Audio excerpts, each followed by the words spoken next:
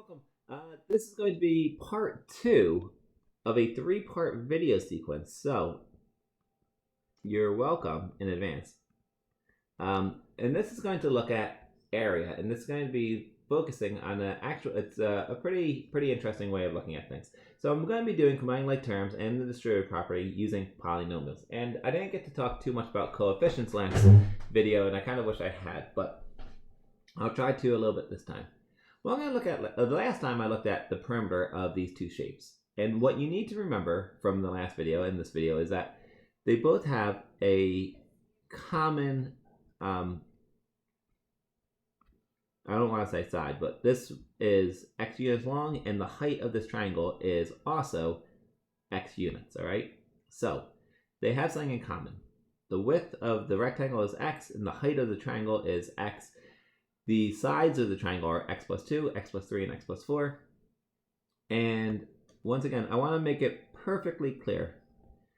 X can be any number, assuming that it's greater than 0, because you can't have a height of 0. So if I want to find the area of the triangle, area equals 1/2 the base times the height. And that's the area of any triangle. Well, you might be saying, oh my goodness, that looks kind of weird. But let's see what we have. I have 1/2, my base is x plus 4, and my height is x. So how do I multiply this? Well, I'm going to ignore the 1/2 for now. And I'm going to use my, people like to call them Punnett squares. X times x is x squared. X times 4 is 4x. So I have area equals 1/2 x squared plus 4x. Well, I can redo this and say, well, what's 1/2 times x squared? Well, 1/2 times x squared is just 1/2 x squared. What is 1/2 of 4x? Well, if I had half of 4x, I'd have 2x's. And now you can see, because I distributed, I no longer have the parentheses. The coefficient of x squared is 1/2. It means I have half of an x squared, and the coefficient of x is 2. I still have a binomial because I have two terms. X squared is my 1/2 x squared is one term. My 2x is the second term. Now I'm going to find the area of my rectangle. Well, my area of my rectangle is area equals length times width. Area equals, well, my length is x plus 6. I'm going to put that in parentheses, times the width, which is x. So, once again, I'm going to use x and x plus 6. X times x is x squared. X times 6 is 6x. So, the area is actually x squared plus 6x. Once again, my coefficient here is 1. My coefficient here is 6. So,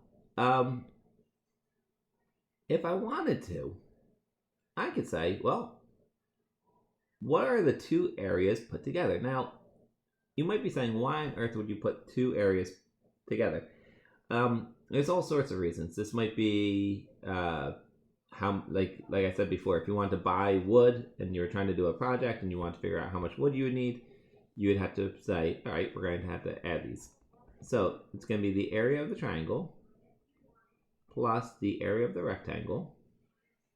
And let's see what that looks like. Well, the area of the rectangle is 1/2 x squared plus 2x. So I have a binomial. And the area of my rectangle is, I'm going to put this in parentheses, x squared plus 6x. And I want to make something perfectly clear. I am using parentheses, and parentheses usually mean multiplication, but they also mean a group. And so here's my triangle. Goodness me, why does this keep moving?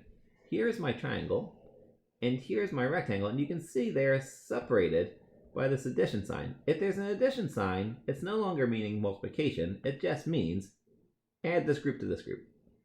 So what I'm going to do is I'm going to say, well, how many x squares do I have?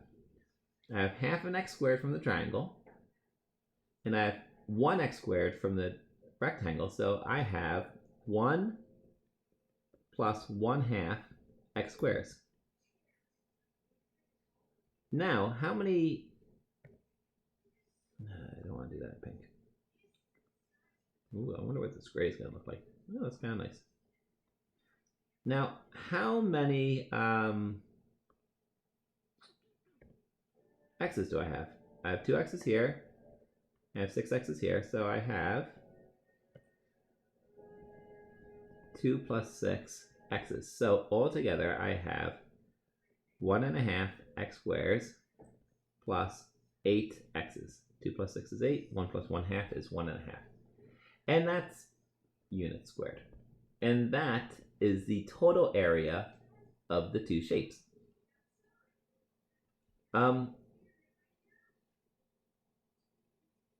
I'm going to assume, I don't have to assume, I know that my rectangle is bigger than my triangle, all right?